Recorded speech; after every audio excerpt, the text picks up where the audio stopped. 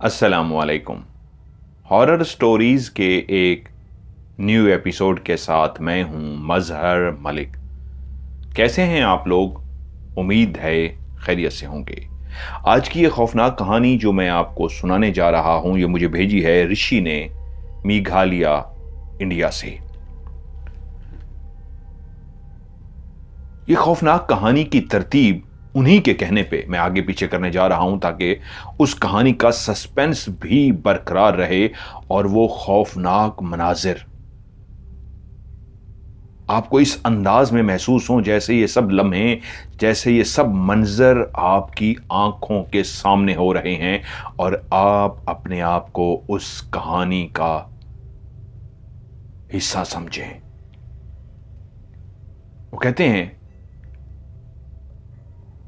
जंगल के किनारे मौजूद एक छोटा सा गांव, जहां से इस कहानी की शुरुआत होती है। उसी गांव के अंदर एक औरत जो अपने शौहर और अपनी सास के साथ एक घर में रहती थी।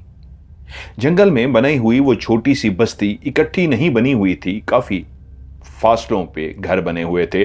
अगर दो घर एक जगह पे हैं तो अगला घर या अगले दो घर, तीन घर काफी फासले पे आगे बने हुए थे। अमरता भी अपने शौहर सीकर के साथ एक नॉर्मल जिंदगी गुजार रही थी। अमरता एक खूबसूरत शक्ल सूरत की मालिक थी, लेकिन जिस घर में वो ब्याह कराई थी, वहां पे जिस सास से उसका पहली दफा आमना सामना हुआ था, उसको समझने में देर न लगी कि इंतहाई सख्त तबीयत की सास थी। अमरता एक बहादुर, जिंदा दिल और हमेशा हंसने मुस्कुराने वाली, शरारतें करने वाली लड़की थी। जब उसकी शादी नहीं हुई थी तो अपनी सहेलियों में सबसे ज्यादा बहादुर समझी जाती, दिलेर समझी जाती और एक ऐसी लड़की मानी जाती जो ताकत और जोर में भी अपनी सहेलियों से सबसे आगे थी। किसी भी पत्थर को हटाना होता, किसी भी दरख्त को गिराना होता या जहां पे भी अपनी ताकत का मुजाहरा करना होता, वहीं पे अमरता इस अंदाज में दिखाती कि उसकी सहेलियां कहती कि जब तेरी शादी होगी अमरता, तू तो अपने शौहर को भी उठा के फेंक देगी, तेरे अंदर इतनी ताकत है। और जब वो ब्याह कर सीकर के घर आई तो वहीं सास के रवैये से उसको अंदाजा हो गया कि इस घर में गुलामी करनी पड़ेगी, क्योंकि उसका शौहर भी अपनी मां से बहुत डरता था। मां जो हुक्म कहती वो वही हुक्म बजा लाता। शादी के शुरू शुरू के दिनों में तो दोनों मियां बीवी बहुत खुश रहे, लेकिन आहिस्ता आहिस्ता अब मां खुल के बोलना शुरू हो गई। क्यों तू इसकी आदतें बिगाड़ रहा है, क्यों इतना तू इसके नाज नखरे उठा रहा है, और ऐसे ताने मारती जिससे वो मां के सामने अपनी बीवी से प्यार करने से कतराता। 1 साल गुजर गया। अब वो मां जिसकी घर पे हुक्मरानी थी, वो सास जो लफ्ज मुंह से निकालती बेटा वही करता था। अब उसने 1 साल बाद कहा,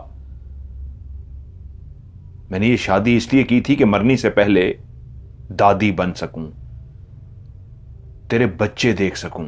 सीकर, वो छोटे छोटे मासूम बच्चे मेरे पास आए, मुझे दादी दादी कहें, 1 साल हो गया है, कहां है कोई बच्चे? मुझे बेटा चाहिए। देख, तू अकलौता मेरा बेटा था, मैंने पाल पोस के तुझे जवान किया, तेरा बाप इस दुनिया से चला गया था, उसके बावजूद देख मैंने तेरी कैसी परवरिश की। मुझे भी तो अब बेटा चाहिए, पोता, मैं दादी बन सकूं। यह बात अमरता ने भी सुन ली थी और 1 साल बाद तो उसकी सास ने उस पे जुल्म ढाने शुरू कर दिए। उसको बात बात में जहां सिर्फ पहले ताने मिलते थे, अब तो वो इस अंदाज में आगे बढ़ती जैसे उसको थप्पड़ भी मार देगी, जैसे उसको धक्का भी दे देगी, जैसे उसको बालों से भी पकड़ लेगी। गांव में रहने वाली गरीब लड़कियां चाहे जितनी भी बहादुर, दिलेर या ताकतवर हों, जब वो अपने घर सुधार जाती हैं, पिया देश, पिया के घर, तो माँ बाप भी यही कहती हैं, बेटा अब तेरा जीना मरना उसी घर में है, जैसी भी वो सास है कोई बात नहीं, तुझे उसको बर्दाश्त करना होगा। अब वही तेरे शौहर का घर है, अब तुझे वहीं पे रहना है। यहां तक कि दूसरा साल भी गुजर गया और उनके यहां कोई औलाद ना हो सकी। और सास की एक ही रट थी कि मुझे खिलौना दो, मैंने दादी बनना है और उस खिलौने से खेलना है। अब अमृता एक बात जानती थी कि अगर तीसरे साल तक भी बच्चा ना हुआ तो उसकी जिंदगी अजीरन जो पहले ही हो चुकी थी, वो सास उसका घर तुड़वा देगी। और यही हुआ। तीसरा साल होने को था कि उसकी सास ने कहना शुरू कर दिया अपने बेटे सीकर से, अब मुझसे और बर्दाश्त नहीं होता, मैं तेरे लिए लड़की देखने जा रही हूं और तेरी कहीं और शादी करने जा रही हूं। ये डाइन है, ये मनहूस है, इसको इस घर से निकाल दे, धक्के मार के निकाल दे, इसको तलाक दे, इसको छोड़ दे और मैं तेरे लिए नई दुल्हन लेकर आती हूं। अमृता को जब इस बात का एहसास हुआ, जो पिछले 2 सालों से तो बर्दाश्त करती हुई आ रही थी, कई सहेलियों से भी मशवरा कर चुकी थी कि क्या करूं, इसमें मेरा तो कोई कसूर नहीं है, तो उसकी सहेली ने ही उसको कहा था कि वहीं गांव के पास ही एक मंतर करने वाला रहता है जो जंतर मंतर करता है, वो बहुत पहुंचा हुआ है, अगर तू उसके पास जा तो वो तुझे बेटा दे सकता है। अब जब उसने देखा कि मेरा घर खत्म होने वाला है, तो बेटे की ख्वाहिश को लेकर अपने घर को बचाने के लिए, क्योंकि वो अपने शौहर से बहुत प्यार करती थी और मां बाप की ख्वाहिश भी यही थी कि तेरा घर नहीं टूटना चाहिए, जब उस शख्स के पास पहुंची जो जंतर मंतर जानता था, उसने जैसे ही अमृता को देखा तो उसकी आंखों में एक हवस की चमक थी। एक खूबसूरत नौजवान लड़की उसके सामने खड़ी थी। वो काफी बूढ़ा हो चुका था। अमृता जब उसके सामने बैठी तो वो बोला, क्यों आई है? उसने कहा, मुझे औलाद चाहिए, अगर मुझे औलाद ना मिली तो मेरा शौहर मुझे छोड़ देगा और मैं अपने शौहर को नहीं छोड़ सकती, मैं उससे बेइंतहा प्यार करती हूं। वो ललचाई हुई नजरों से उसे देखता हुआ बोला, तुझे औलाद तो मिल जाएगी, बल्कि अगर तू मेरी मान ले तो मैं तुझे ताकतवर बना दूंगा, तुझे जादू सिखा दूंगा, क्योंकि मैं बहुत बूढ़ा हो गया हूं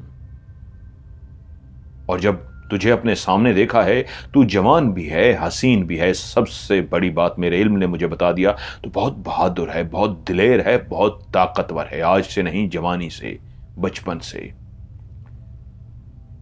तू डरने वालों में से नहीं है और मेरा दिल है कि मैं अपना इल्म तेरे अंदर ट्रांसफर कर दूं, जो कुछ मैंने सीखा है तुझे सिखा दूं, तुझे औलाद भी मिल जाएगी, लेकिन तू ताकतवर बन जाएगी, तू जो चाहेगी तेरी मर्जी से होगा, तू सास तो दुनिया को अपने इशारों पे चलाएगी। जब उसने ऐसी बातें की तो उसने कहा, मुझे क्या करना होगा? उसने कहा, बस एक बात याद रखना, तुझे सीखने के लिए हर वो अमल करना पड़ेगा जो मैं तुझसे कहूंगा। अगर तुझे ताकतवर बनना है, तुझे मां बनना है, तो तुम्हें सब कुछ करना पड़ेगा, नहीं तो अभी इसी लम्हे वापस चली जाओ, क्योंकि जब तुमने एक दफा हां कर दी तो फिर वापसी नामुमकिन होगी। वापसी का मतलब होगा तुम्हारी मौत। तुम किसी भी अमल से, चाहे किसी भी तरह का अमल हो, तुम्हारी नजरों में वो गुनाह हो, अच्छा हो, बुरा हो, कुछ भी हो, तुम्हें वो करना पड़ेगा। वो समझ गई, उसकी आंखों में उस हवस को भी देख चुकी थी। उसने कहा, नहीं, मैं नहीं कर सकती। वो वापस मुड़ गई, लेकिन जैसे ही घर के बाहर पहुंची तो उसकी सास अपने बेटे को लगी हुई थी, मैं रिश्ता देख आई हूं, तू आज ही इसे तलाक देगा और मैं तेरी फौरन शादी कर दूंगी।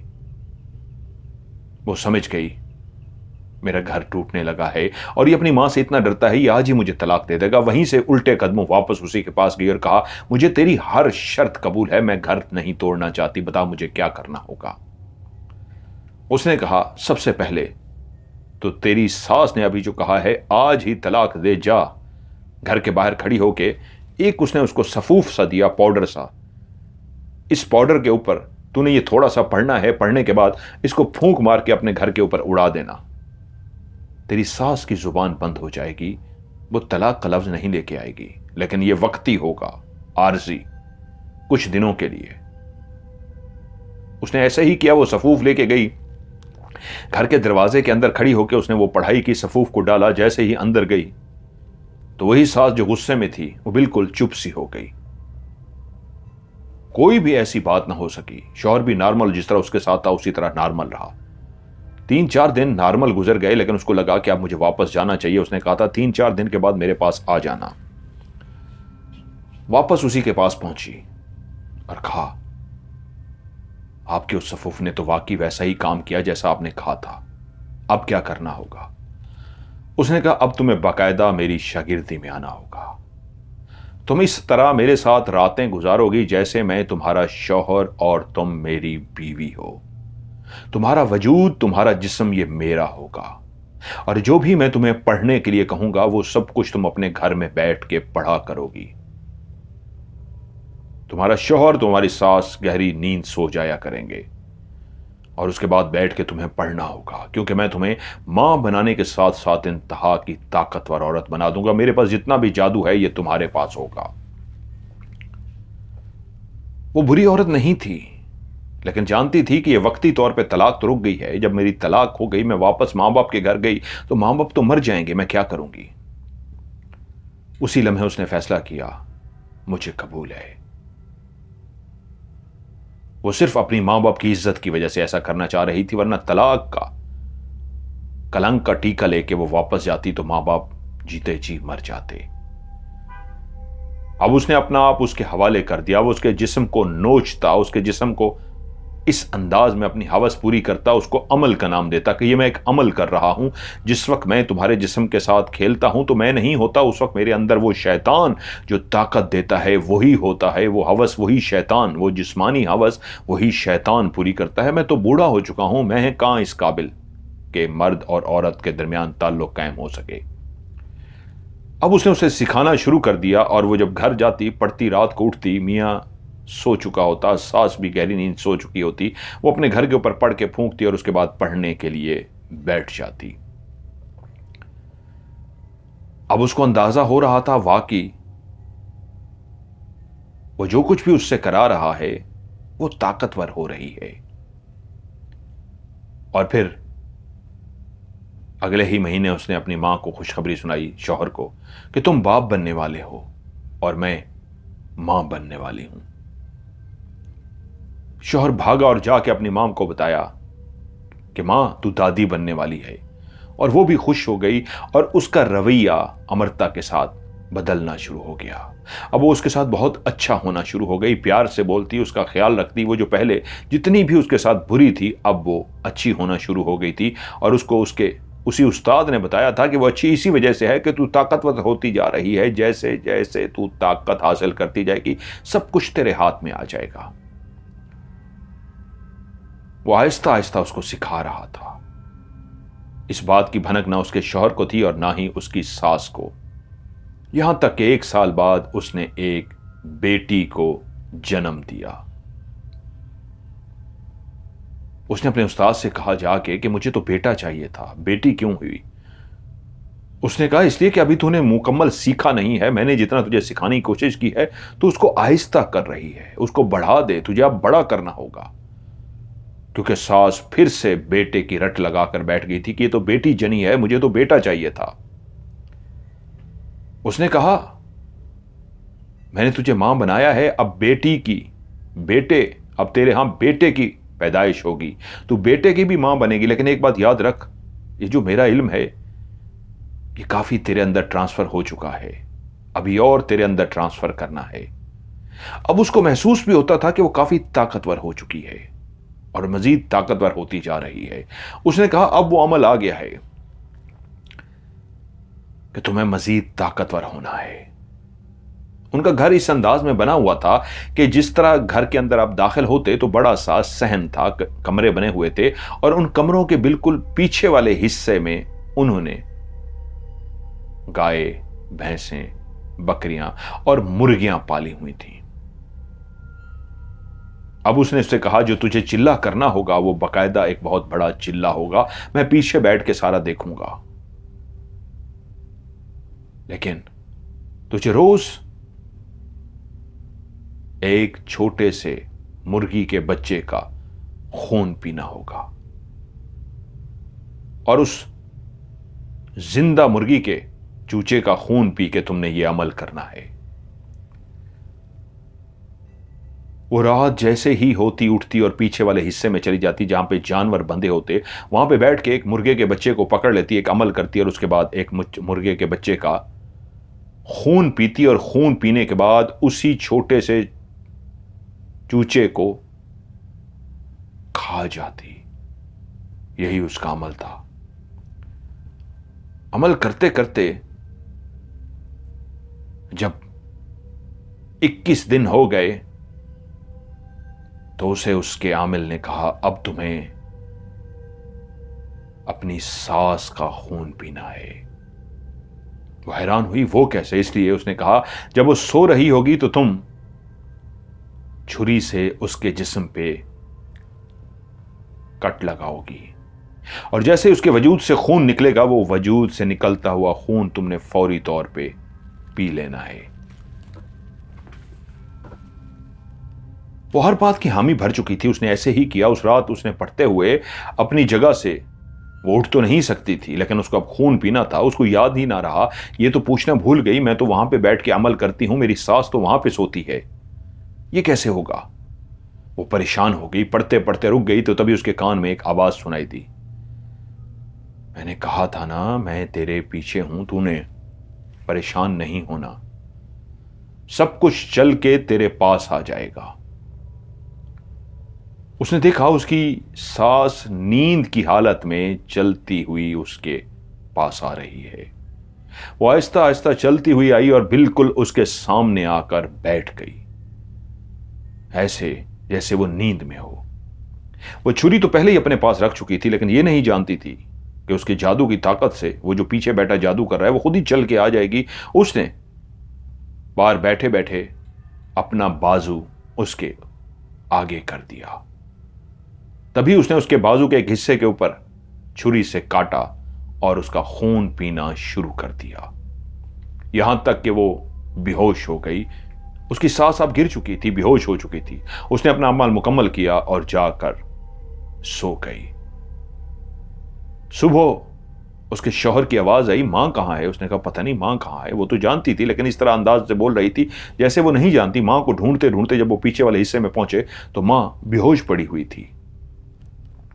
मां को उठाकर अंदर ले आए, मां को होश में लाने की कोशिश करते रहे। मां होश में आ गई लेकिन मां कुछ भी नहीं जानती थी वो कैसे बेहोश हुई है।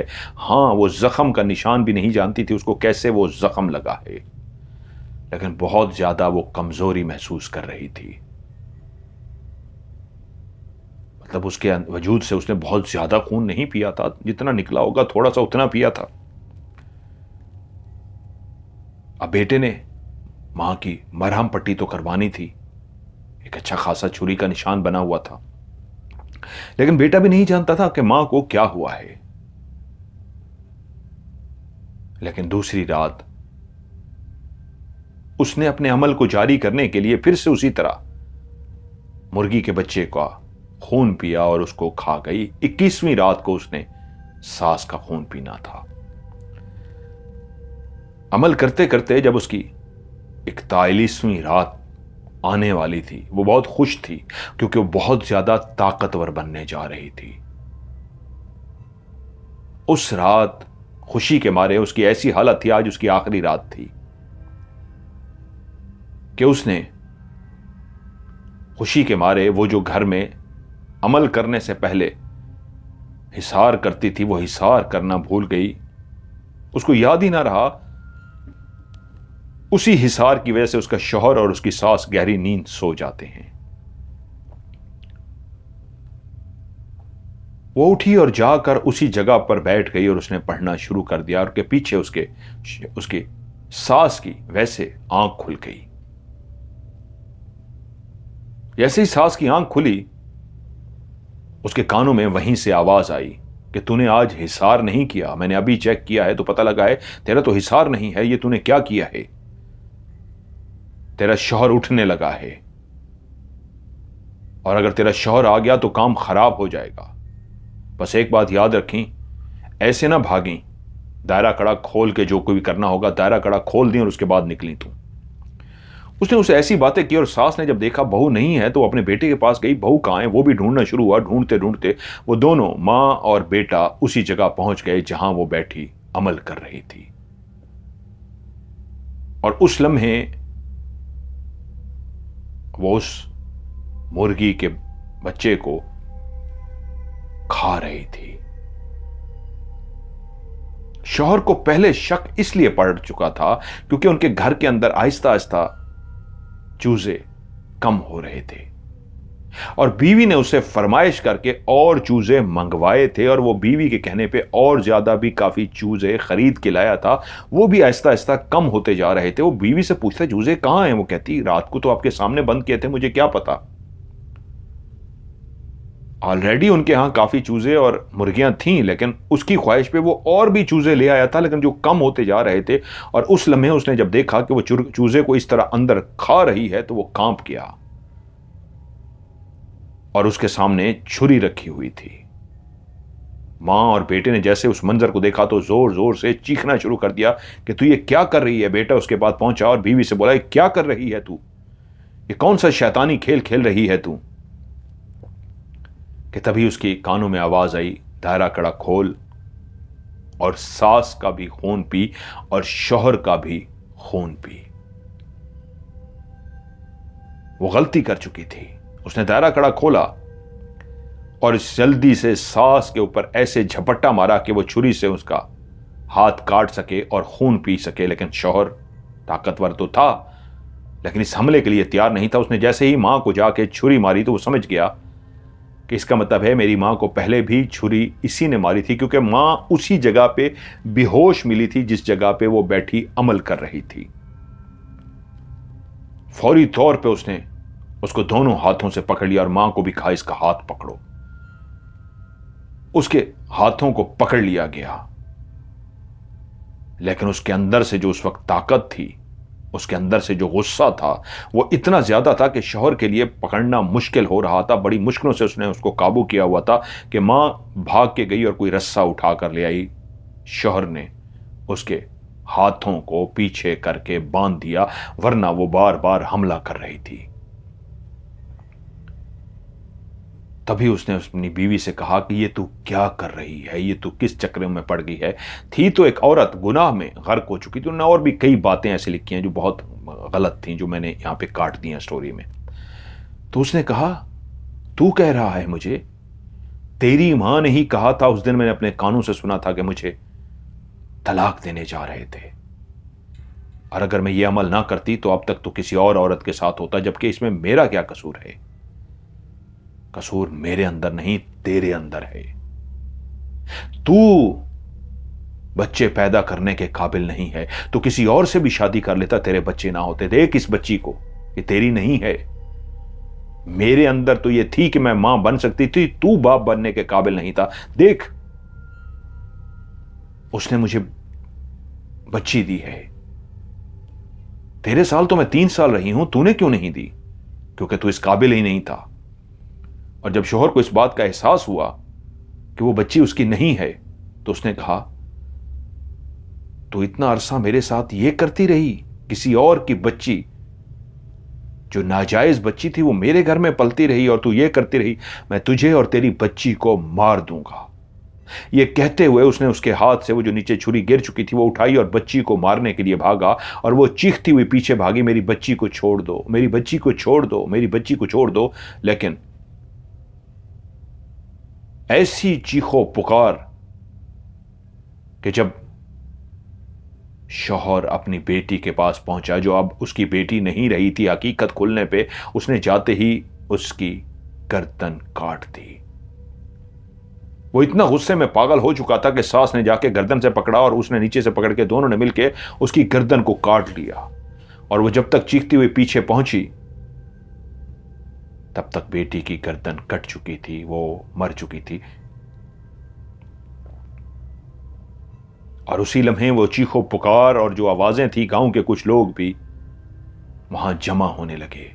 और जैसे ही अंदर दाखिल हुए तो उन्होंने क्या देखा कि वो ऐसी वैशी हो चुकी थी, ऐसी पागल हो चुकी थी कि उसने दांतों से अपनी सांस को इस तरह नोच डाला कि उसके जिस्म के हिस्सा बाजू पे उसने दांत गाढ़े, और दांत इतनी जोर से गाढ़े कि दांत जैसे ही उसके बाजू के अंदर गए तो उस बाजू का गोश्त उसने अपने दांतों से खींच लिया। शौहर उसको मारने के लिए आगे भेजा। वो इतनी वहशी हो चुकी थी जैसे उसके अंदर एक एक्स्ट्रा ताकत आ चुकी हो कि उसी लम्हे वो अपने शौहर की तरफ गई। वो कैसे अपने हाथ छुड़वा चुकी थी किसी को नहीं पता कि उसने शौहर पे भी हमला किया और उसके जिस्म का भी गोश्त काट के खा लिया। शायद वो जो उसका अमल था, जो उसने खून पीना था, तो वो गोश्त के टुकड़े खाने से उसके मुंह में सास का भी खून चला गया और शौहर का भी खून चला गया। तभी वो जोर जोर से चीखना शुरू हुई और उसी वक्त गांव के लोग जब जमा हुए तो उसने कहा, अब वो गांव के लोग समझ चुके थे कि जिस तरह वो हमला कर रही है वो इंसान नहीं है, क्योंकि जब उसने दांत गाढ़े थे और खून को अपने दांतों पे, होंठों पे लगा के वो गोश्त को, कच्चे गोश्त को खा रही थी, और उसके शौहर के साथ भी उसने यही किया था और गांव वालों ने देख लिया था, वो समझ गए थे ये तो इंसान नहीं कर सकता, और उसको कह रहे थे अमरता अमरता रुक जा। लेकिन उसके दांत जिस तरह बड़े हो चुके थे और जैसे वो कर चुकी थी, वो सब डर गए और कहे नहीं, ये इंसान नहीं रही, ये इंसान नहीं रही। वो आगे बढ़े उसको पकड़ने के लिए, लेकिन उसने छलांग लगाई और उन सबको धक्का देती हुई वहां से भागते हुए ये कहती हुई गई, मैं वापस आऊंगी, मैं वापस आऊंगी, मैं तुम सबसे बदला लूंगी। और वहां से वो गायब हो गई। लेकिन गांव वाले शदीद परेशान हो गए कि ये क्या हो गया है। अब उसका शौहर और उसकी सास उस घर को छोड़ के रिश्तेदार के घर में रह रहे थे कि फिर वो कहीं हमला ना करते। लेकिन एक रात जब सारे घर वाले सो रहे थे, अब उनका खौफ खत्म हो चुका था कि वो चली गई है, अब हमला नहीं करेगी। वो डाइन मशहूर हो चुकी थी कि वो उस घर के छत पे पहुंची और उसने देखा सब सोए हुए हैं। वो आराम से नीचे उतरी और सीधी पहले अपनी सास के पास गई। उसने सास की गर्दन में दांत गाढ़े और सास का सारा खून पी गई। उसको हिलने तक मौका तक ना मिला। उसने अपना हाथ उसके मुंह पे इस अंदाज में रखा कि वो दम घुटने से मर गई। वो उसके सीने पे चढ़ के बैठ गई थी। इस अंदाज में सोई हुई अपनी सास के सीने पे चढ़ के बैठी कि उसने अपना हाथ उसके मुंह पे ऊपर रख दिया और बाकी उसके सीने पे चढ़ के बैठी थी। वो चीख भी ना सकी।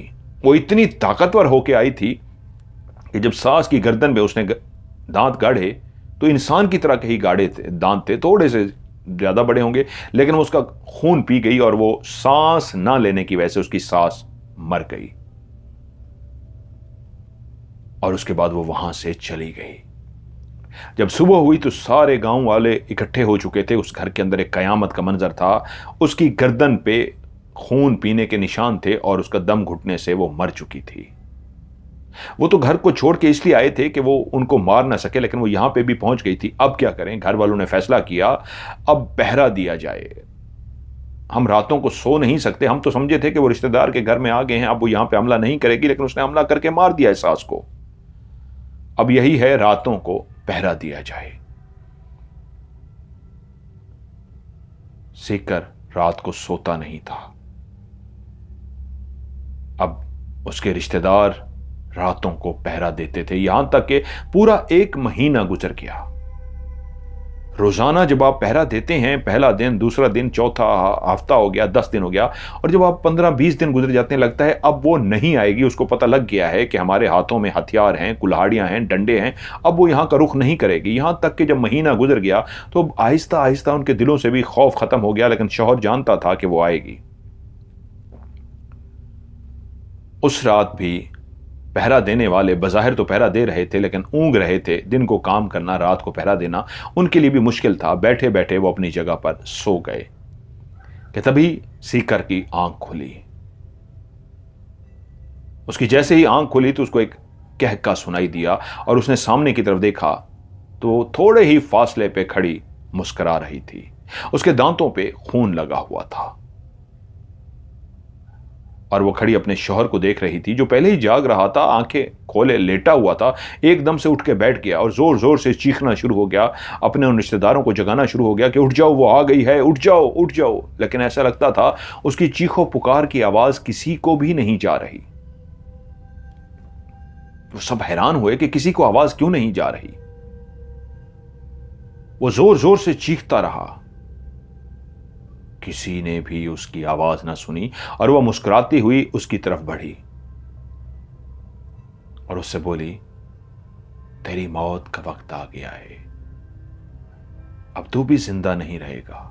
और देख मैं कितनी ताकतवर हो गई हूं, तेरे जैसे को तो मैं एक हाथ से उठा के फेंक दूं। हां, मैं डायन बन गई हूं, तेरी वजह से डायन। और ये देख, मेरे तो पांव भी मुड़ गए हैं। अब मैं जो चाहूं रूप धार लूं, मैं जिसको चाहूं अपना गर्विदा बना लूं। उसने मुझे ताकतवर बना दिया है, उसने अपना सारा इल्म मुझे दे दिया है। वो मरने से पहले सब मुझे दे गया है। अब मैं बहुत ताकतवर हूं।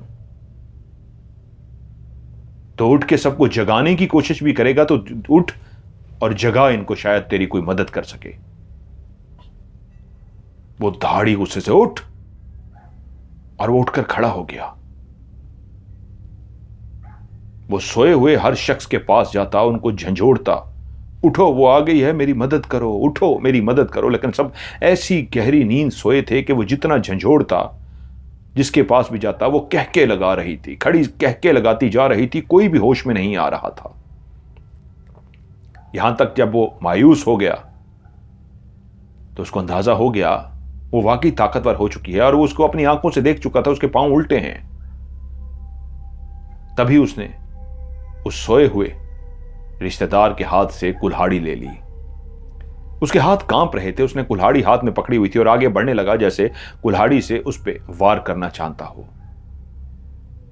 कि तभी वो जैसे ही कुल्हाड़ी का वार करने के लिए उसके करीब गया तो उसने अपना हाथ सिर्फ ऐसे आगे किया और हाथ आगे करने से उसका हाथ जहां पे था वहीं पे इस अंदाज में रुक गया जैसे किसी ने उसके हाथ को थाम लिया हो, पकड़ लिया हो। अब वो जोर लगा पा रहा था लेकिन जोर लग नहीं रहा था, उसका हाथ वहीं पे ही रुक सा गया था। यहां तक कि आराम से उसने कुल्हाड़ी उसके हाथ से उठा के फेंक दी और उसको गर्दन से उठा के इस तरह ऊपर उठा लिया कि उसके पांव जो जमीन पे लग रहे थे, उसके शौहर के पांव अब फजा में इस तरह लहरा रहे थे, क्योंकि एक हाथ से उसने उसकी गर्दन को पकड़ा हुआ था और उसके पांव अब जमीन पे नहीं थे, हवा में लहरा रहे थे। उसने एक हाथ से ही उसको उठा लिया था और उसको लेती हुई सीधी वो उसी के बिस्तर पे गई और बोली, काश तू मां से इतना ना डरता और मुझे इस राह पे ना धकेलता तो मैं इस राह पे ना जाती। मैं बुरी नहीं थी, कभी जिंदगी में बुराई नहीं की थी, लेकिन तेरी वजह से कि मेरा घर ना टूटे, तू मुझे तलाक दे देगा तो मैं मां बाप के घर जाऊंगी, मेरे मां बाप जीते जी मर जाएंगे। मां बाप को बचाने के लिए मैंने ये सब कुछ किया, अपनी जिंदगी बर्बाद कर ली, अपनी जिंदगी को जहन्नुम बना लिया तेरी और तेरी मां की वजह से। तेरी मां को तो मैंने खत्म कर दिया, जब तक तू भी जिंदा है मुझे सुकून नहीं आएगा। और तेरे जैसे जैसे जितने भी कमीने शख्स हैं मैं सबको मार डालूंगी। और उसी वक्त उसने उसकी भी गर्दन पे दांत काट दिए और उसका खून पीकर उसको भी मार दिया।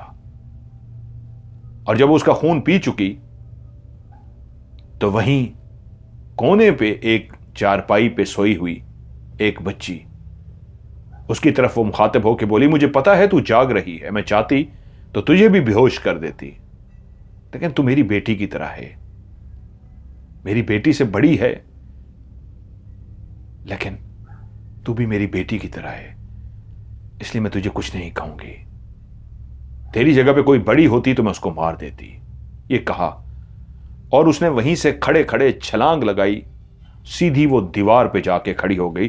दीवार से उसने छलांग लगाई, छत पे चली गई और छत से छलांग लगा के वो गायब हो गई। जिस लड़की ने यह मंजर देखा था वो शदीद डर गई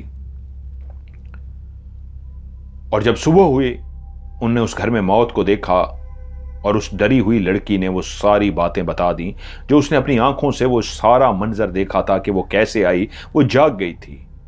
जब वो सबको झंझोड़ झंझोड़ के उठा रहा था, बिल्कुल आखिर में वो सोई हुई बच्ची, उसकी तरफ वो क्या जाता, वो आधी आंखें खोल के सारे मंजर को देख रही थी और उसने वो सारा मंजर घर वालों को बता दिया था। उसके बाद वो चली तो गई थी, लेकिन कुछ अरसे के बाद एक शख्स की घर में मौत वाक़ हुई थी उस खौफ की वजह से जो उसने बताया था कि जंगल में आज एक हसीनो जमील लड़की से मेरा टाकरा हुआ था। और आगे बताते हुए उसकी जान निकल रही थी। उसने कहा था उसके पांव उल्टे हैं क्योंकि वो बहुत हसीनो जमील थी और उसके जाल में मैं फंस गया, लेकिन बाद में जब मैंने उसे देखा तो वो अमरता थी। उससे बताया ही नहीं जा रहा था, उसकी खौफ की इतनी बुरी हालत थी। उसने कहा जब मैंने उसको पहली दफा वहां पे गुजरते हुए खड़े हुए देखा तो एक लड़की जो इंतहाई हसीन और जमील थी, अभी घुप अंधेरा नहीं हुआ था, शाम हो चली थी, तो मैं उसके हुस्न को देख के उसकी तरफ खींचा चला गया। और जब मैं उसके करीब पहुंचा तो मैंने कहा कौन है तू और यहां क्या कर रही है शाम के टाइम इस जंगल में? तो वह मुझसे बोली मेरे मां बाप ने मुझे घर से निकाल दिया है, यहां इंतजार कर रही थी कोई ऐसा आए जो मुझे सहारा दे सके, अपने साथ लेके जा सके। तो वो उसको ललचाई हुई नजरों से देखता हुआ बोला मैं हूं ना, मैं तुझे सहारा दूंगा, अपने साथ लेके जाऊंगा, चल मेरे साथ।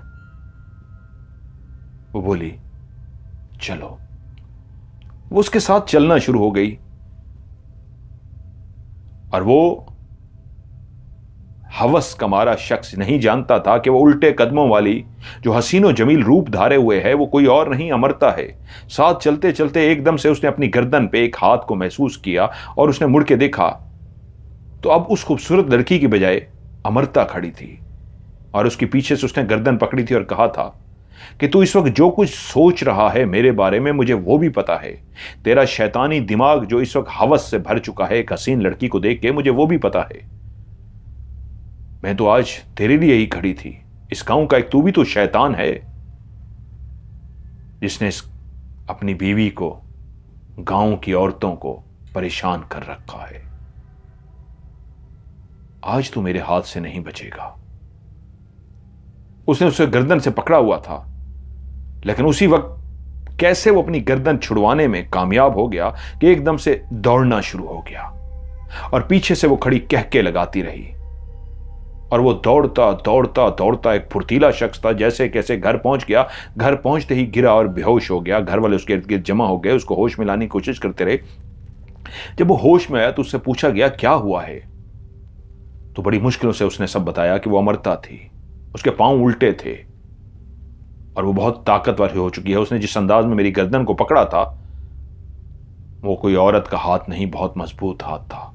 लेकिन जब मैंने उसे पहले देखा था वो एक हसीन और जमील लड़की के रूप में खड़ी थी। बाद में मेरे साथ चलते चलते एकदम से उसने अमरता का रूप धार लिया था और उसने कहा था हां मैं अमरता हूं।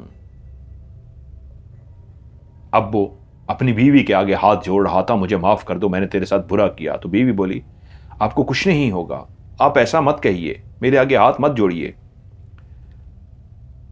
लेकिन दूसरी तरफ उसको यह भी पता था ये अकेली औरत, बीवी पहली औरत तो नहीं है ये बीवी जिसके साथ उसने ज्यादती की है, कितनी औरतों के साथ वो ज्यादती कर चुका था। रात को सारे घर वाले तो सो गए, लेकिन कोई नहीं जानता था कि अमरता रात को वहीं पहुंची और उस शख्स को गला दबाकर उसने मार दिया।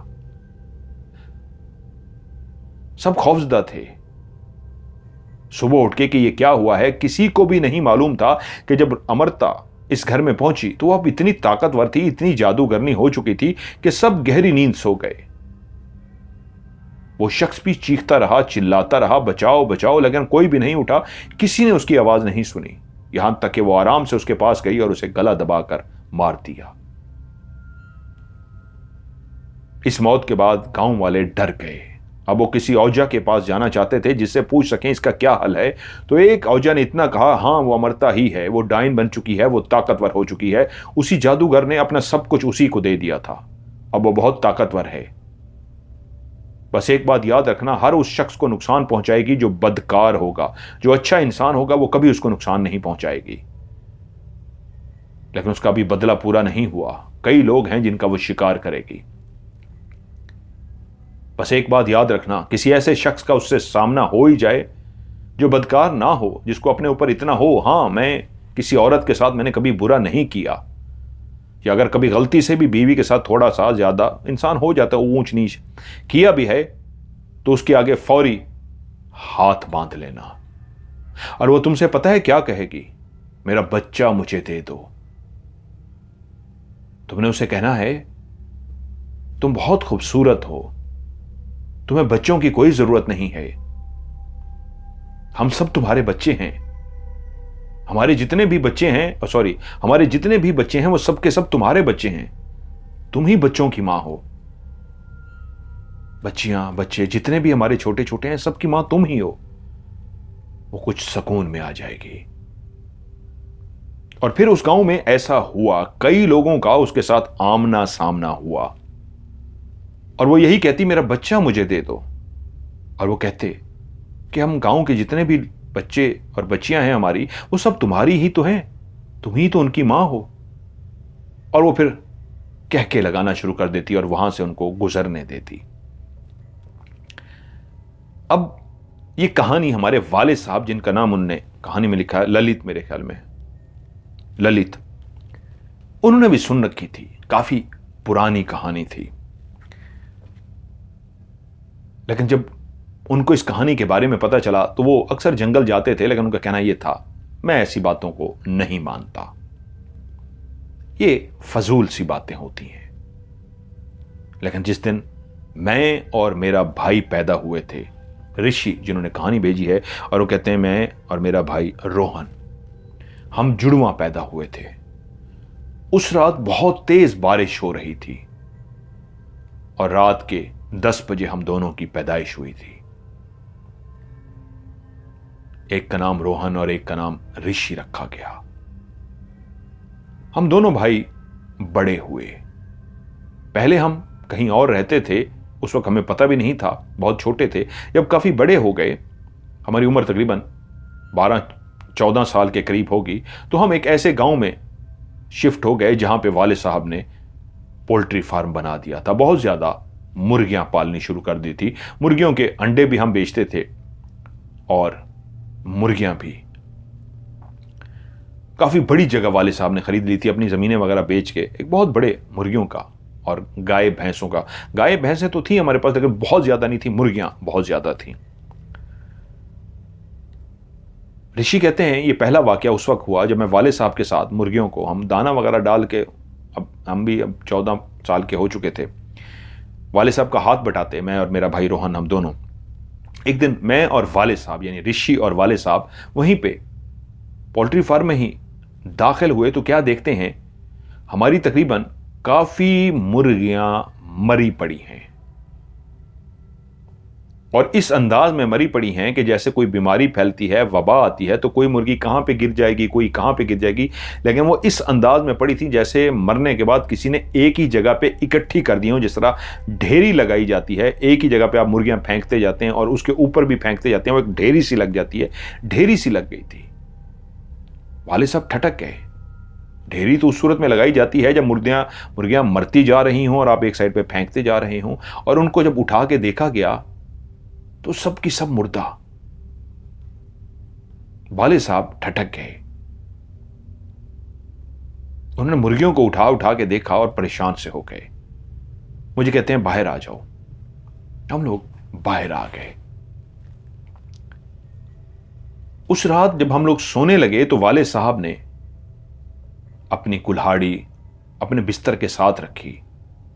मैं और मेरा भाई रोहन, हम दोनों परेशान थे कि वाले साहब ऐसा क्यों कर रहे हैं कि रात के 11-12 बजे का टाइम होगा, हम सोए हुए थे कि हमारा दरवाजा बाहर से किसी ने जोर जोर से खटखटाया। वाले साहब एकदम से उठ गए और बोले कोई बाहर नहीं आएगा, तुम लोग अपने अपने बिस्तर पर रहोगे और अपने कमरों के दरवाजों को बंद कर दो। वालदा शदीद खौफजदा हो गई थी। हम बच्चे थे, शायद हमसे कुछ छुपाया जा रहा था। वालिद साहब ने जैसे ही हुक्म दिया दरवाजे खिड़कियां बंद कर दी गई और वाले साहब बाहर की तरफ गए। हमें नहीं पता, लेकिन थोड़ी देर के बाद वापस आ गए और वालिदा से कहते हैं, वालिदा से आकर बोले, अब सब ठीक है, परेशानी की कोई बात नहीं है। हमें इस बात की बिल्कुल समझ ही ना आई क्या हुआ है और ये कैसा वाकया था। कुछ दिन और गुजर गए, हम इस वाकये को भूल गए।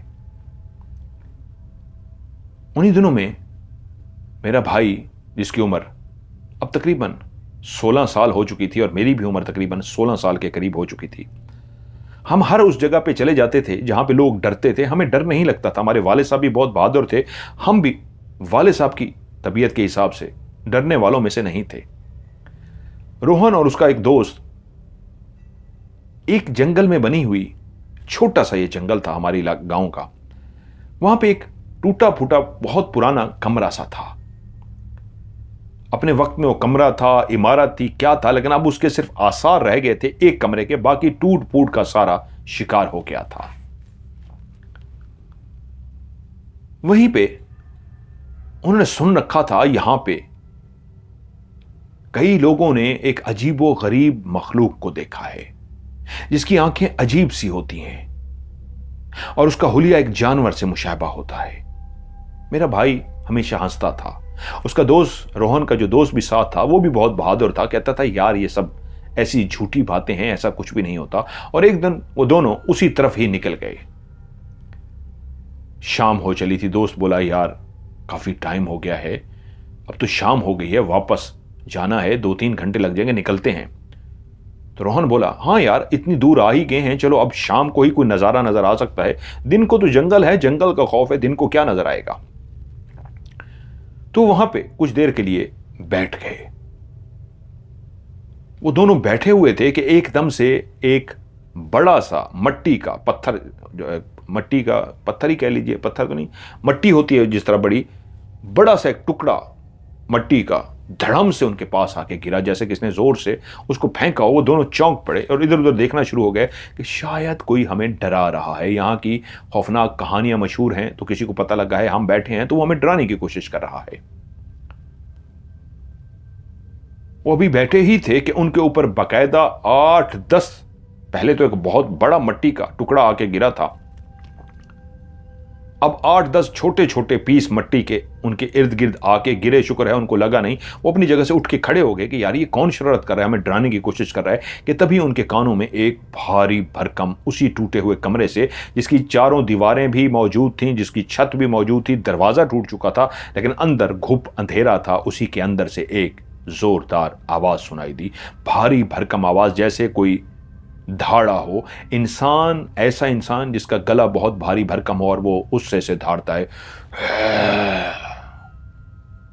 वो डरने की बजाय दोनों बोले, कौन है जो हमें डराने की कोशिश कर रहा है? हमें पता है ये कोई इंसान है जो पत्थर मार रहा है मट्टी के, और अंदर से भी कोई डराने की कोशिश कर रहा है, हम डरते नहीं हैं।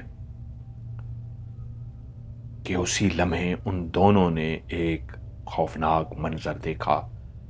उसी टूटे हुए दरवाजा, जहां पे कभी दरवाजा लगा होगा, अब दरवाजा तो नहीं था, उसी कमरे के अंदर 2 बड़ी बड़ी लाल सुर्ख आंखें, जो इंसानी आंख से 4 गुना बड़ी थीं, जैसे किसी हाथी की आंख होती है, बहुत बड़ी आंख, ऐसी ही 2 आंखें जो लाल सुर्ख थीं और वो अंदर हवा में खड़ी हुई थीं। उन आंखों के साथ किसका वजूद था? किसी इंसान की तो आंखें नहीं तो हो सकती इतनी बड़ी जितनी हाथी की होती हैं। तो ये कौन सा जानवर था जो अंधेरे में नजर भी नहीं आ रहा था? वो दोनों परेशान से उन आंखों को देख ही रहे थे कि वो आंखें बकायदा उड़ती हुई दरवाजे से बाहर आ गईं। तब उन्होंने देखा, जब वो बिल्कुल उनके सामने आके खड़ी हो गईं, कि वो सिर्फ 2 आंखें थीं, लाल सुर्ख आंखें, उनके नीचे कोई भी वजूद नहीं था। और जैसे ही वो आंखें उड़ती हुई उनके सामने आके खड़ी हुई, अब तो उसमें शक की कोई गुंजाइश ही नहीं रही थी। ये इंसान की तो आंखें नहीं थी, ये किस मखलूक की आंखें थी कि सिर्फ आंखें हैं, उसका वजूद नहीं है। वो दोनों चीखते हुए वहां से भाग पड़े। उन्होंने पीछे मुड़ के नहीं देखा, वो भागते रहे, भागते रहे, भागते रहे, और जैसे कैसे घर तक तो पहुंच गए, लेकिन खौफजदा थे कि घर वालों को बताएंगे तो मार पड़ेगी, कि मना भी किया हुआ है, क्यों गए। तो उन्होंने वो बात छुपा ली, घर वालों को नहीं बताई। उधर अब मैंने और कुछ और दोस्तों ने प्रोग्राम बनाया था कि हम जो हमारी थोड़ी सी ज़मीनें हैं, क्योंकि अब वाले साहब ज़मीनें खरीद चुके थे, इसके अंदर उन दिनों में भट्ठे का काम चलना शुरू हो गया था। एक छोटा सा भट्ठा बनाते हैं जिसमें लकड़ियां वगैरह डाल के ईंटों को पकाया करेंगे, और ईंटें उन दिनों में बिक रही थी। अब कच्चे से लोग पक्के की तरफ आ रहे थे, पक्की ईंटें अपने घरों में लगाना शुरू कर रहे थे। मेरी उम्र तकरीबन 19 साल थी। ऋषि कहते हैं वहीं पे अपनी जमीनों के बीचों बीच हमने भट्ठा बनवा लिया, छोटा सा भट्ठा। उसके अंदर हमने ईंटें पकानी शुरू कर दी और हमारा काम चलना भी शुरू हो गया। लेकिन वहां पे जो मजदूर हमारे काम करते थे, उन्होंने बताया कि जो आप लकड़ियां लाकर रखते हैं, वो गांव के लोग लकड़ियां उठाकर ले जाते हैं। तो जिस वक्त हमारे भट्ठे के अंदर ईंटें रख दी जाती, वहां पे अब काफी लकड़ियां पहले रखी जाती थी, उन्हीं को आग लगाई जाती थी, लोग लकड़ियां उठाकर ले जाते थे। हमने फैसला किया कि यार काफी ज्यादा हमारी लकड़ियां चोरी हो रही हैं, हम 3-4 कजन वहीं पे पहरा देते हैं। रोहन घर पे था और मैं अपने 3-4 दोस्तों के साथ, ऋषि कहते हैं, वहीं पे रात को सोने का प्रोग्राम बनाया। वहीं भट्ठे के पास ही हमने अपनी चारपाइयां डाली और सारे बातें करने के लिए बैठ गए। तकरीबन 12 बजे का टाइम हो गया कि अब हमें नींद आनी शुरू हो गई कि चलो यार अब सोते हैं, 12 बज गए हैं, वरना तो हम लोग 9 बजे सोने वाले लोग थे। 12 बजे सब सोना की तरफ चले गए, अपने अपनी चारपाई पे लेट गए। ऋषि कहते हैं कि मैं तकरीबन कोई लेटे हुए आधा घंटा ही हुआ होगा कि मेरे कान में एक सरगोशी सुनाई दी, जैसे किसी ने आहिस्ता आवाज में सरगोशी में मुझे पुकारा हो, ऋषि ऋषि। ये मेरा नाम लिया गया था। मैंने आंखें खोल दी कि ये किसने पुकारा है। मैंने जैसे ही देखा तो उसी लम्हे मैं अपनी चारपाई से उठकर बैठ गया। ये तो क्लियर एक आवाज थी, मेरा नाम किसने पुकारा है। और तभी थोड़े ही फासले पे मुझे एक लड़की खड़ी नजर आई। वो इस तरह खड़ी हुई थी, जिस जगह पे हम लेटे थे जरा ऊंची जगह थी, वो जिस जगह पे खड़ी थी वो नीचे थी, जमीन का हिस्सा, तो उसका पेट तक हिस्सा नजर आ रहा था, नीचे वाला हिस्सा नीचे खड़ा था, क्योंकि उधर नीचे खड़ी हुई थी, हम ऊंची जगह पे सोए हुए थे। वही मुझे पुकार रही थी। और जैसे उसने 2-3 दफा मेरा नाम पुकारा था सरगोशी के अंदाज में, मैं उसकी तरफ देखना शुरू हो गया। वो बहुत खूबसूरत थी और वो इस तरह खड़ी शर्मा रही थी कि उसको देख के मैं चौंक पड़ा। ये कौन है, इतनी खूबसूरत लड़की, और रात के टाइम यहां पे क्या कर रही है। मैं ये सोचने ही लगा कि अपने कजन लोगों को, दोस्तों को जगाऊं कि यार ये कौन है, ये देखो। इससे पहले मैं कुछ कहता, उसने मुझे अपने पीछे आने का इशारा किया और उठ के चल पड़ी, वहीं से आगे की तरफ चल पड़ी।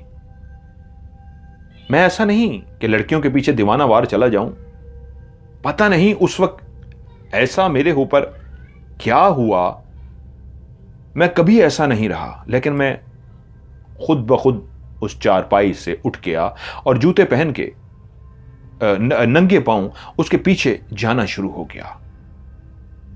मैं जूं जूं उसके करीब जा रहा था, वो उतनी ही मुझसे दूर होती जा रही थी। मैं आगे बढ़ता, आहिस्ता चल रहा था, वो और आगे चली जाती। मैं थोड़े कदम तेज कर देता, लेकिन उसके कदम उतने ही आहिस्ता होते जैसे वो पहले चल रही थी, लेकिन फासला कम होने की बजाय उतना ही रहता। मैं जितना करीब जाता, फासला उतना ही रहता। यहां तक कि मैंने तेज चलते चलते यह फैसला किया कि अब भाग के इसके करीब पहुंचूं। तभी मैंने भागना शुरू किया। वो चलती ही रही, भागी नहीं, लेकिन मेरे भागने के बावजूद फासला उतना ही कायम रहा, फासला कम नहीं हुआ। मैं थक सा गया। अब मैं भागते भागते हाँप गया था। मैंने देखा अब मैं अपनी जगह पे खड़ा हाँप रहा हूं, वो काफी दूर चली गई है। पता नहीं क्यों एकदम से मेरे दिल में भगवान का नाम आया और मैंने भगवान का नाम लेके पढ़ना शुरू कर दिया। मैं काफी देर वहां पे पढ़ता रहा और उसके बाद मुझे ऐसा लगा कि मैं कहां आ गया हूं।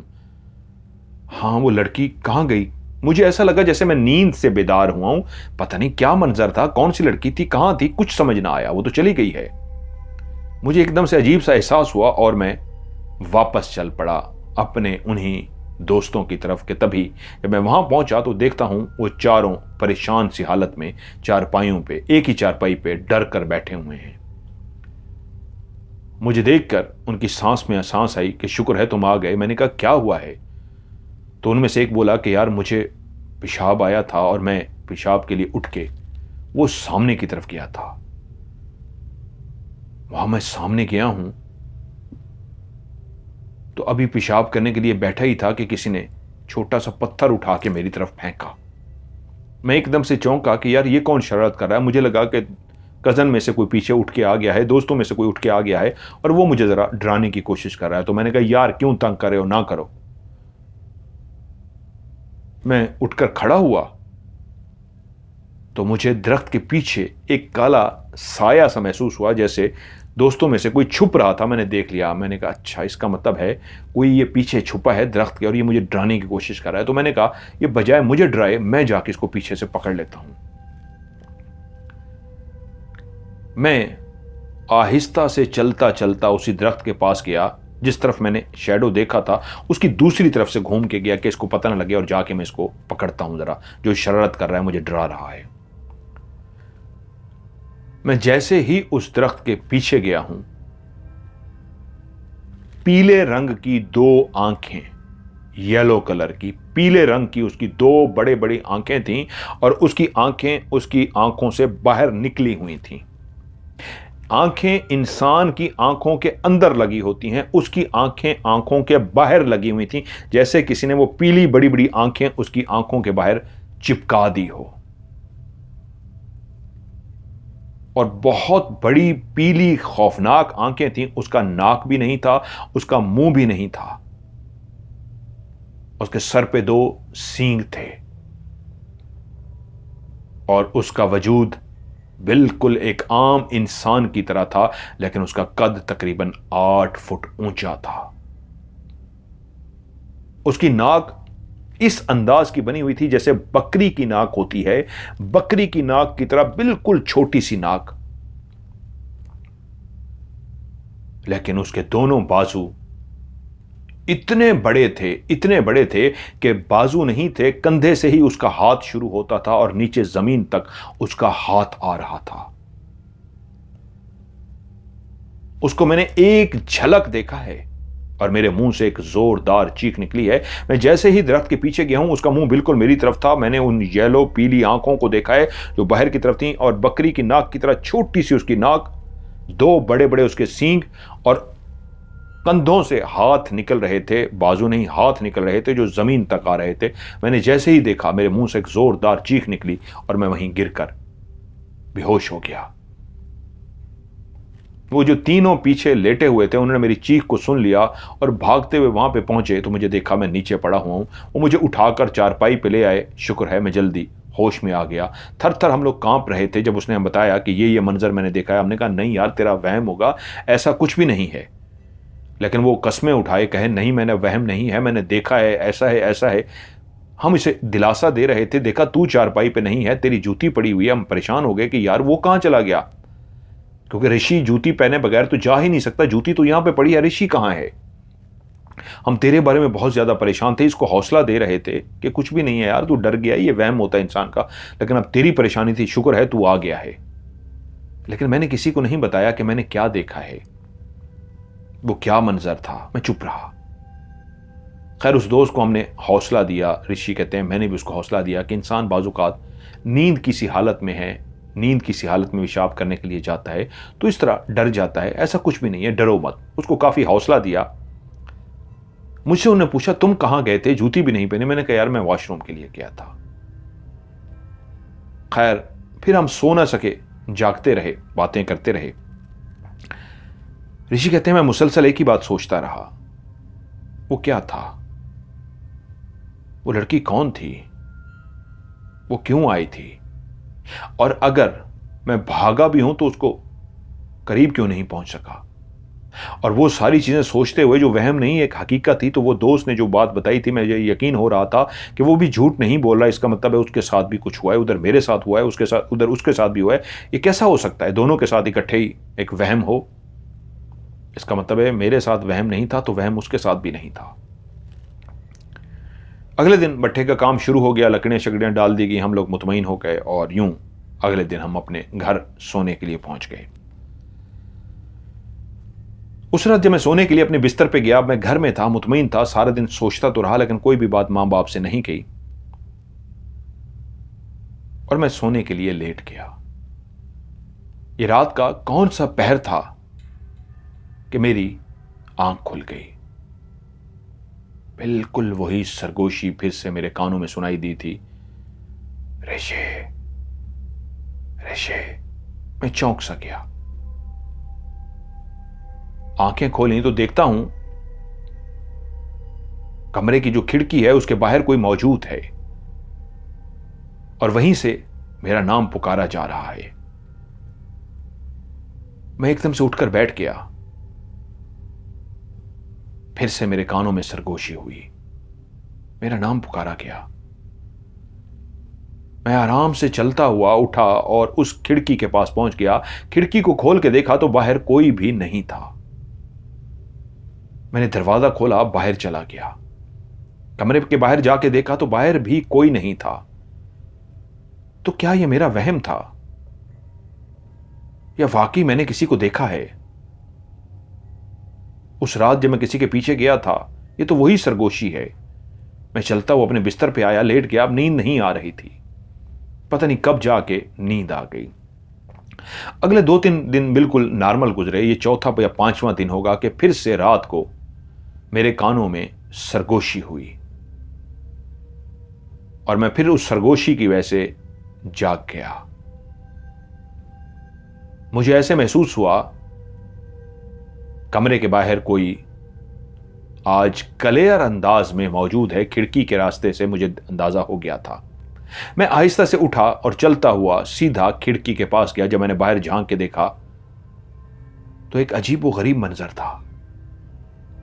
एक लड़की, और बिल्कुल उसी तरह जिस तरह उस दोस्त ने रात को पेशाब करते हुए देखा था, पीली आंखों वाला, जिसके 2 बड़े सींग थे और हाथ उसके कंधों से शुरू होकर जमीन तक आ रहे थे। 8 फुट वो लंबा था, काला स्याह, और उसके होंठ नहीं थे, उसके नाक की जगह पे जैसे बकरी का नाक होता है वैसे छोटा सा नाक था। उसको देख के मैं चौंक सा पड़ा।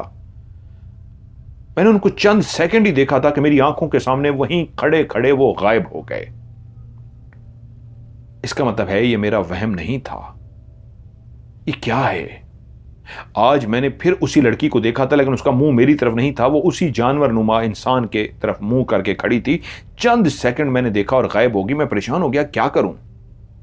मैं बाहर गया, उनको देखने की कोशिश की लेकिन कहीं पे कोई भी नहीं था। उस रात मैंने फैसला किया, क्या करूं? ये क्या है? क्या मैं वालिदा से बात करूं? वालिदा परेशान हो जाएंगी, वालिद परेशान हो जाएंगे, मैं क्या करूं? अगला दिन मसरूफियत में गुजर गया। मैंने अपने वालिदैन से कोई बात ना कर सकी। रात आ गई और मैं सोने के लिए बिस्तर पर लेट गया। उस सरगोशी ने फिर से मेरी नींद में खलल डाला और मेरी आंखें खुल गई। मेरा नाम पुकारा गया था और मैं जाग गया। और मैं जैसे ही जागा हूं उसी लम्हे मुझे महसूस हुआ जिस बिस्तर पर मैं सो रहा हूं मैं अकेला नहीं हूं, मेरे साथ कोई और भी सो रहा है। और जैसे ही इस बात का एहसास हुआ कि मेरे साथ कोई सो रहा है, सरगोशी की आवाज भी बिल्कुल मेरे पास से आई है। आज ऋषि की आवाज उस खिड़की से नहीं आई थी, बिल्कुल पास से आई थी। और यह एहसास होते ही कि कोई पास सो रहा है, मैंने अपनी गर्दन को मोड़ कर देखा तो उसकी आंखें खुली हुई थीं। वही लड़की जिसको मैंने दूर से खड़े देखा था बिल्कुल मेरे साथ बिस्तर पर लेटी हुई थी।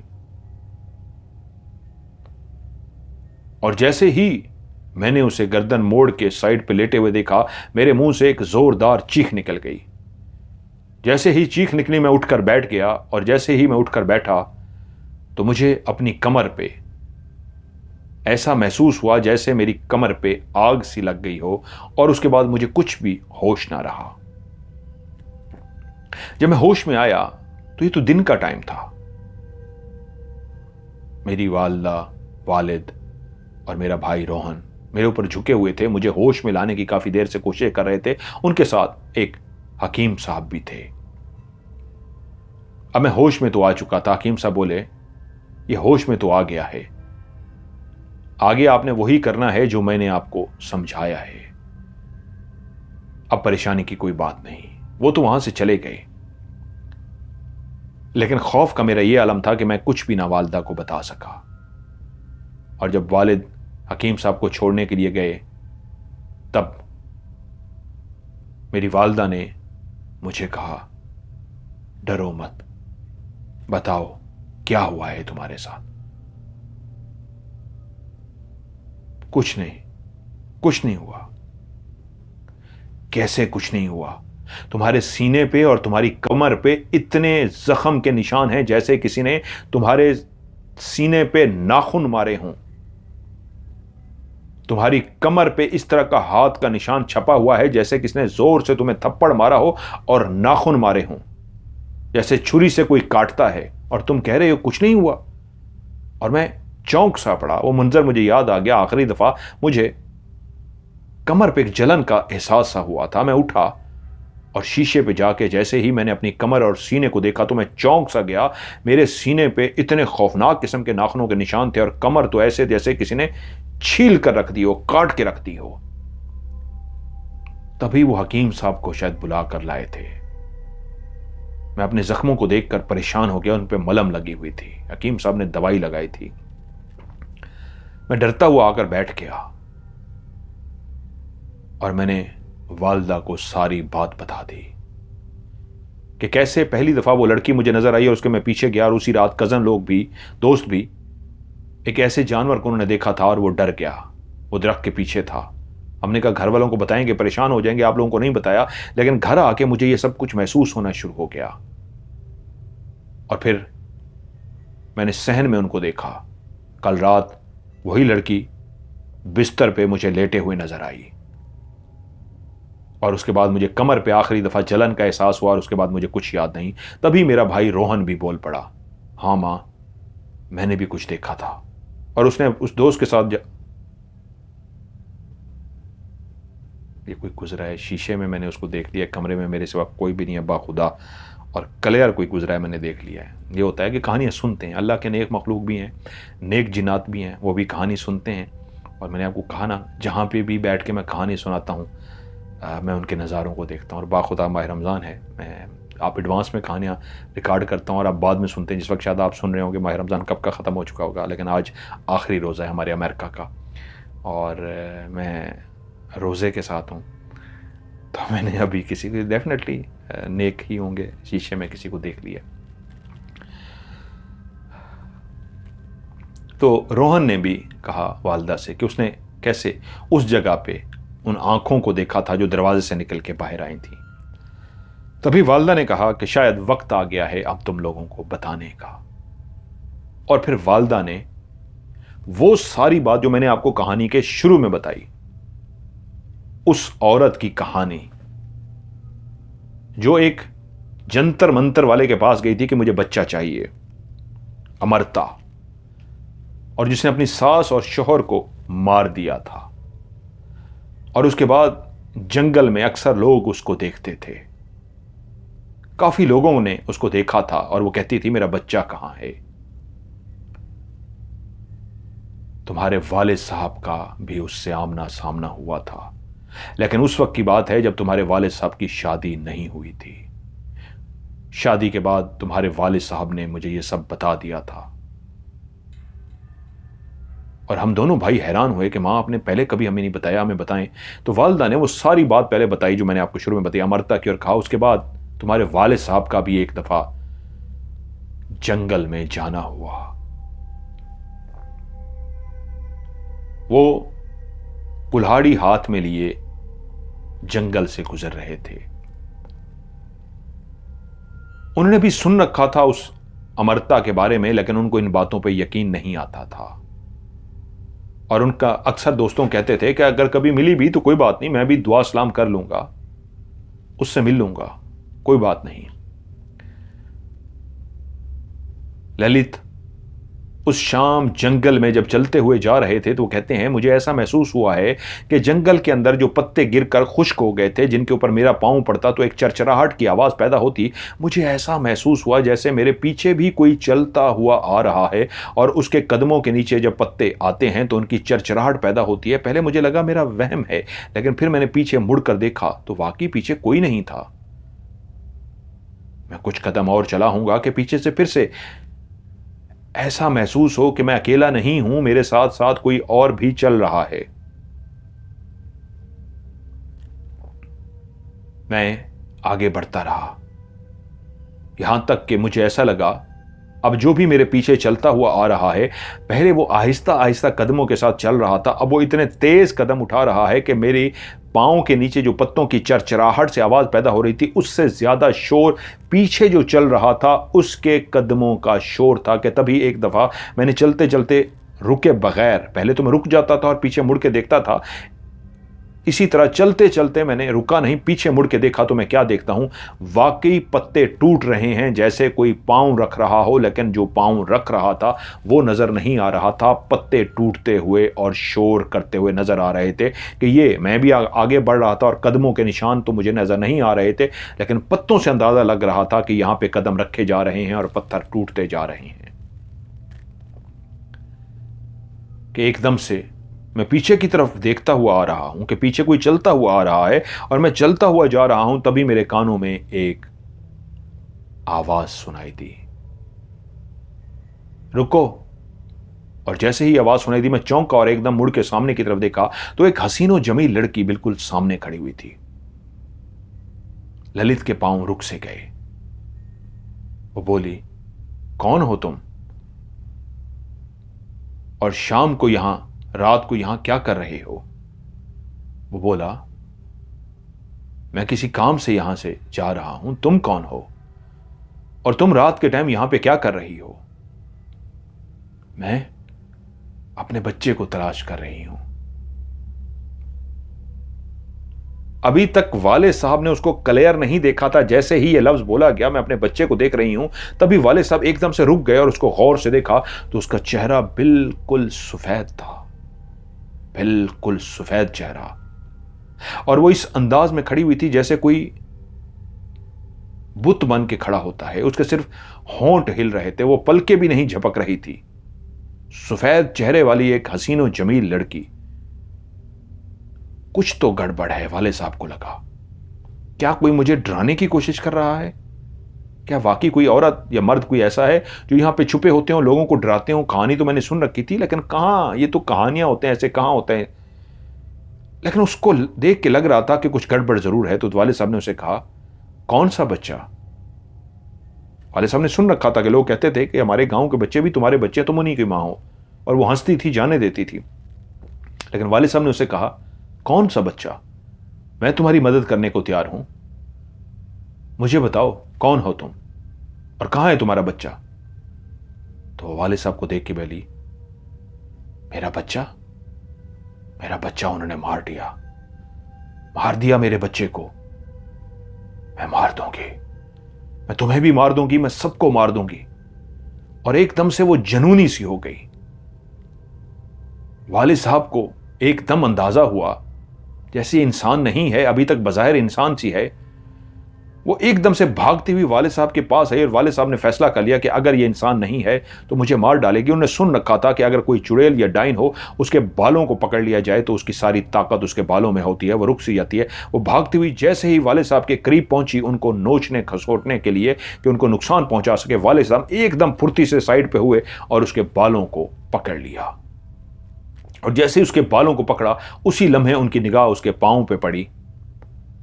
उसके पांव उल्टे थे और वाले साहब समझ गए ये डाइन है, जो जादू करके इंसान ही होती है लेकिन काला जादू करके वो डाइन बन जाती है, वो डाइन ही थी। वाले साहब ने उसके बालों से उसको पकड़ा हुआ था और वो बोली, छोड़ दे मुझे, छोड़ दे। वो बोले, नहीं। मैं तो इस बात को एक कहानी समझता था कि एक वहम है लोगों का, लेकिन आज अपनी आंखों से देख लिया, एक डाइन है। तू जानती है ना मैं डरता नहीं हूं। हां, मेरा दिल अभी भी कांप रहा है, मेरा जिस्म कांप रहा है, लेकिन जान बचाने के लिए मुझे कुछ भी करना पड़ा मैं करूंगा, मैं तेरे ये बाल काट डालूंगा। तो वो बोली, सुन, मेरे बालों को मत काटना। अगर तूने मेरे बालों को काटा तो याद रख, तेरी होने वाली नस्ल को भी मैं परेशान करूंगी। मैं मर भी गई तो यहां और कई चीजें हैं जो तेरी औलाद के पीछे आएंगी और तेरी औलाद को नुकसान पहुंचाएंगी। वाले साहब ने कहा, नहीं, अगर मैंने तुझे छोड़ दिया तो तू मेरी तरह कितने लोगों को नुकसान पहुंचा देगी। अगर आज मैं तेरे बाल ना पकड़ता, मेरे बाप ने मुझे यह ना सिखाया होता, तू शायद भूल गई है, मैं जंगलों में फिरता रहा हूं, मैंने कभी किसी औरत को तकलीफ नहीं पहुंचाई, लेकिन मेरे वालिद का यह कुलिया मेरे पास महफूज था। मेरे वालिद ने कहा था, कभी भी कोई डाइन से वास्ता हो जाए तो उसके बालों से पकड़ना, और जैसे मैंने तेरे बालों से पकड़ा पता लग गया तू डाइन है, मुझे तेरे बाल काटने ही होंगे। उसके बाद तू आजाद है, मुझे पता है तेरा जादू काम नहीं कर सकेगा। वो धाड़े मार के हाथ जोड़ के माफिया मांगती रही कि मुझे छोड़ दो, मुझे जाने दो, मुझे जाने दो। वाले साहब ने एक भी ना सुनी, यहां तक कि उसको बालों से पकड़ के जमीन पे लिटा दिया और उसके बाल जमीन पर रख दिए और कुल्हाड़ी से वार करके उसके बालों को काट दिया।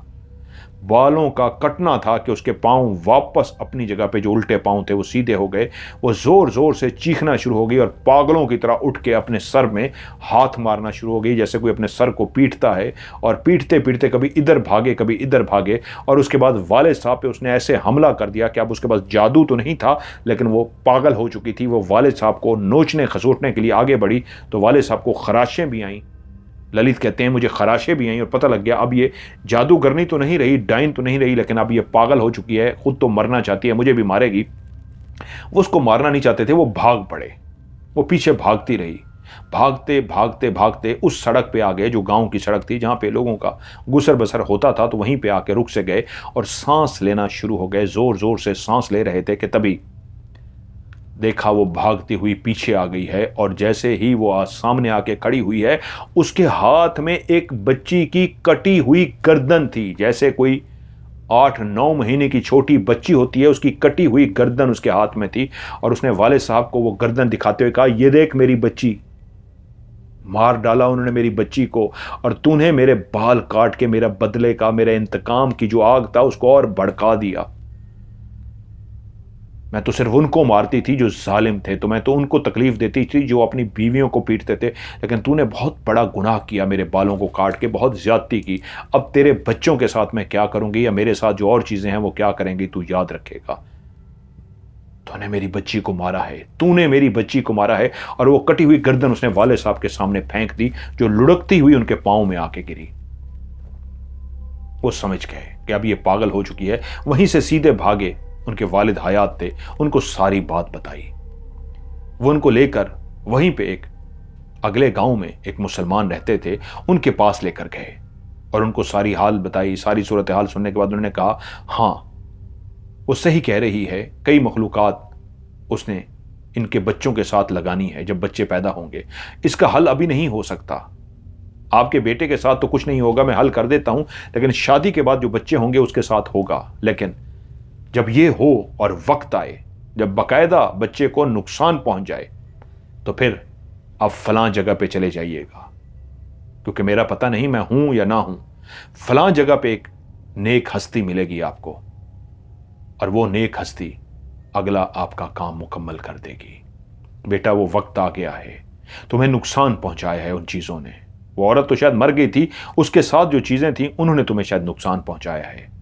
और पीर साहब, अब हकीम साहब भी यही कह के गए हैं कि ये किसी इंसान का काम नहीं लगता, आप इनको किसी अल्लाह वाले को पास लेकर जाएं। और तुम्हारे वाले साहब हकीम साहब को छोड़ने खाली नहीं गए, उन्हीं अल्लाह वाले का पता करने गए हैं ताकि उनको घर लेकर आ सकें और घर की रखवाली हो, घर का दायरा कड़ा हो और तुम्हारी हिफाजत हो सके। और जब वाले साहब आए तो बोले, हमें जाना होगा, उन्हीं के पास जाना होगा। वाले साहब, वालदा, हम दोनों भाई उनके साथ रवाना हो गए। जब वहां पे पहुंचे तो वाकई उनके चेहरे को देख के ही अंदाजा हो गया वो एक नूरानी शख्सियत के मालिक थे, इंतहाई बुजुर्ग और इंतहाई नेक शख्सियत थे। उन्होंने हमें पानी दम करके दिया, पानी पिलाया, और उन्होंने मुख्तलिफ किस्म के जो लोग वहां आए हुए थे वो सब भी उनसे इसी काम के लिए आए हुए थे।